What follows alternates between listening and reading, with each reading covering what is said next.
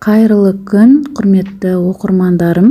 Бүгін гречкадан, картоптан осындай дәмді, тез дайындалатын котлет дайындайтын боламыз. Ең алдымен менің каналыма тіркеліп, қоңыраушаны басып қойыңыздар. Бірінші картоп пен гречканы суға пісіріп дайындап аламыз. Енді картопты ыдысымызға салып, блендермен жақсылап езгілейміз. Бізде осындай әдемі бір келкі пюре шығу керек. Одан соң үстіне піскен гречкамызды саламыз. Дәмдеуіштерден тұз бен бұрыш қана салдым. Оның үстіне бір дана жұмыртқа саламыз. Енді жақсылап араластырамыз. Котлетімнің ингредиенттерін описание бөліміне қалдырып кетемін. Міне ең соңында қара бұрыш салып, тағы да араластырамыз. Бұрыш, тұз, жұмыртқа барлығы жақсылап араласу керек.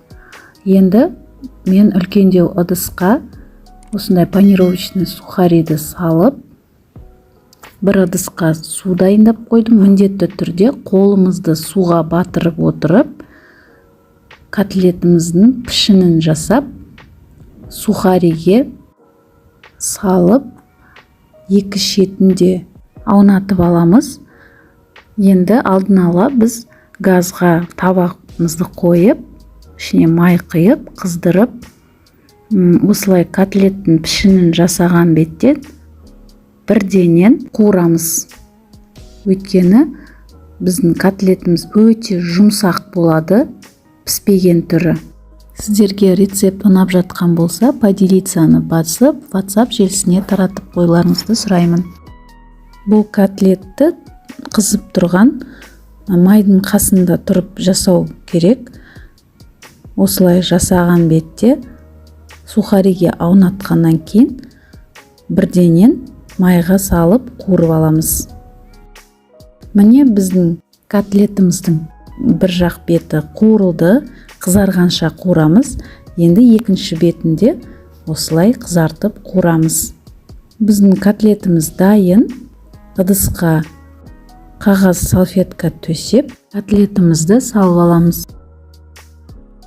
Міне өте дәмді, жұп-жұмсақ, керемет котлетіміз дайын. Жасалу жолы оп-оңай, көп уақытты алмайтын котлет. Видеоны соңына дейін көргендеріңізге рахмет. Сіздермен бірге болған Гүлнұр Темировна.